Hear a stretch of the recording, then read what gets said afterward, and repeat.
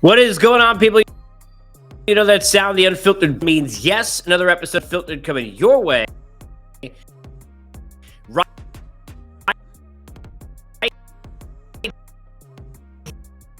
here, right now. This one officially will go down as episode number 261. 360. X, if you will, at Casey's up into the bio. Follow through to the YouTube, get all of the content, like, subscribe, tell all your friends, and of course, Apple, Spotify.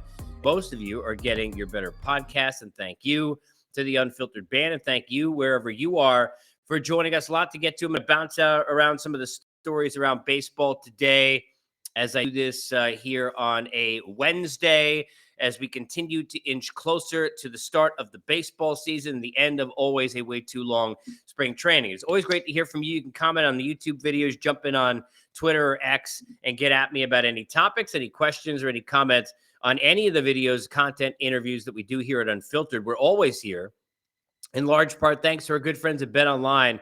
BetOnline, your number one source for all your sports betting needs. They got the latest odds, lines, matchup reports, baseball, basketball, boxing, golf, much, much more.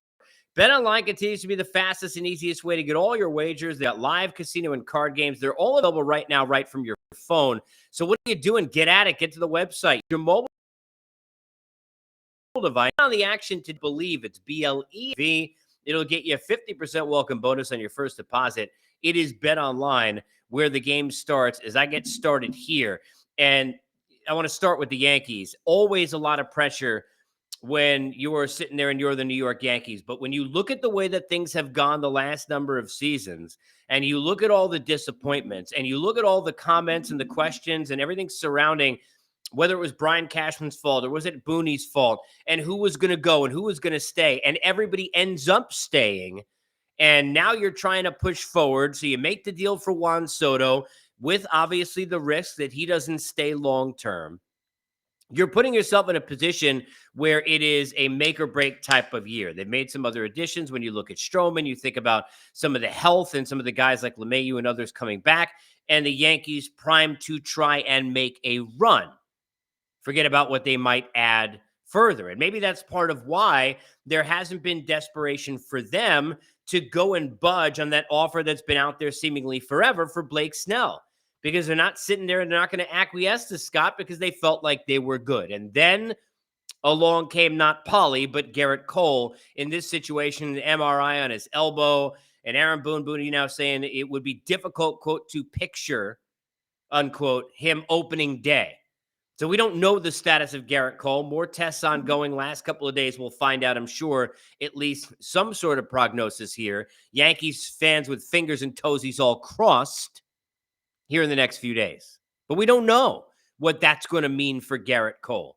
So now the question is, if you're a Yankee fan and I want to hear from you, are you pushing that pedal now to go get Blake Snell and to get this deal done because you got to have this guy in here because it's not enough for you to have the Rodon and whatever he might be, and Nestor and Stroman and what is there currently in the rotation? When you're trying to battle out in your own division, and the ever-strengthening Orioles now have, speaking of their questions, it used to be rotation, now Corbin Burns at the front end of that.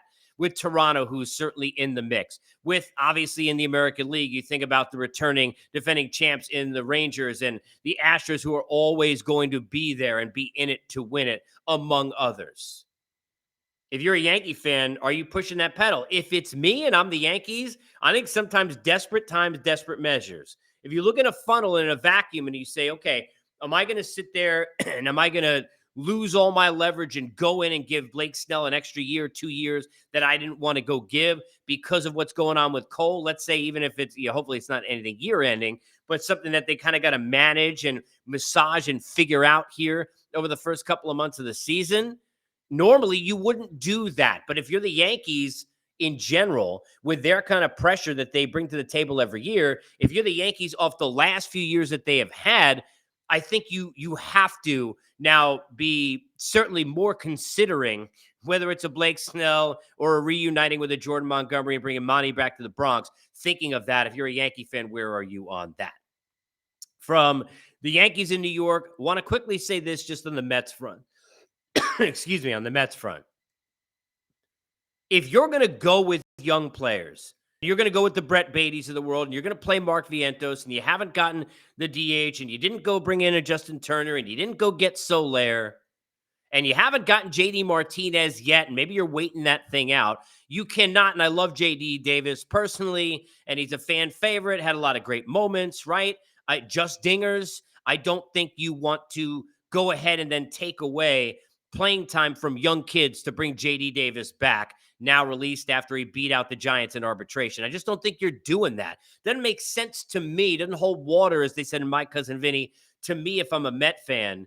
And if I'm the Mets and you're going to go ahead and have this kind of year where I think you're not rebuilding, you're retooling, whatever you want to say, you're going to bring in the young kids toward the end of the year, you're hoping the Manayas and others, maybe net you smaller deals and some payouts in terms of some trades that you can make at the deadline, and you're probably going the other direction, and you're probably not looking at certainly competing anywhere near where the Braves and Phillies are in your own division. I think you're not taking that time away from young kids.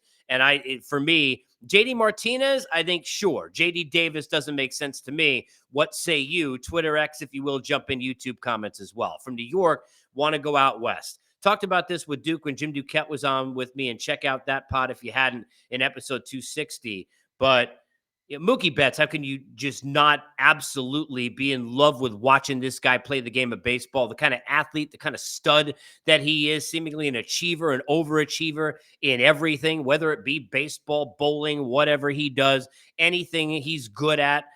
He's great at seemingly almost immediately. And it would not surprise me if it becomes a guy who is great defensively at shortstop, already has 6 Gold Gloves in the outfield. But it is not a great sign for the Dodgers that they have to do this, and that part needs to be said. Because while there are a lot of things that are going great with the Dodgers, with Ohtani, Yamamoto, the fact for me that Tyler Glasnow, who will start opening day, is almost being forgotten, a terrific pitcher who's at the front end of that, and a guy who kind of somehow got overshadowed in the addition that they made to get Glasnow in there, I just don't think we're talking enough about the fact that it's not a great sign that you're having to put Mookie Betts at shortstop, and they need to figure out the situation, whether it be an arm issue, a fielding issue, a yips issue, whatever it might be with Gavin Lux, and get that situated, because it is going to be in the margins. They've won divisions in the past. We've seen with this team and not won. Just go look last year when the Diamondbacks knocked them out of the playoffs. Speaking of the Diamondbacks, want to say this quickly about this top 100 list that ESPN put out. And, Corbin Carroll being at number 10 and Mike Trout being at 19. Y'all must have forgot. Now, I don't know, and I didn't honestly read in depth. Are they looking at 2024 as a season? Are they saying these are the best players, or how? All these lists are arbitrary in how you get into these things. But there are not many players. There are not many members of Corbin Carroll's family. Corbin Carroll himself doesn't think he's better than Mike Trout, or 9 players in this case better than Mike Trout. I understand the injuries. I understand the lack of a full season, and I get all that. But when Mike Trout is on the field, if you are questioning that he is a top 5 player in the game, you should be questioning your own sanity, because you'd be wrong. Now, I know a lot of players have come out and said the same thing, and I've seen a lot of stuff on social media about this list. But I have to chime in. These lists, they are what they are. Let me tell you, I've done these lists before on radio and TV. When you do these lists, they are for the fans to drum up hate and anger and anguish, and they are for people and players and peers and other media members to jump in. That is why they're made, because they're going to build all of that kind of conversation. That is what it is all about. That is why they do this in the first place. But to be fair, if we're being honest, it doesn't seem to hold any water, make any sense whatsoever. And I love what Corbin Carroll did last year. And I get the recency bias. And he's a very young player. But there's a cat and mouse game in this league. He's probably going to have some growing pains a little bit more in the second year than even the first year. We've seen that from a lot of players, not named Mike Trout, by the way. Like Aaron Judge, for example, one that comes to mind, who broke out like wildfire, came out, had a little bit of a dip. Yankee fans thought, oh, no, it's not going to happen. And then all of a sudden that game was played back, where when they adjusted to him, he adjusted back to the pitchers. And that's part of what happens in this game. If you're thinking Corbin Carroll is 9 players better than Mike Trout, now look, maybe you're talking about fantasy-wise, maybe you're talking about statistically, maybe you think because of games that'll be played in 2024. But that DH spot being open a little bit more now for Mike Trout, I think, to be able to utilize and keep his body healthy. I think he's going to have a big year.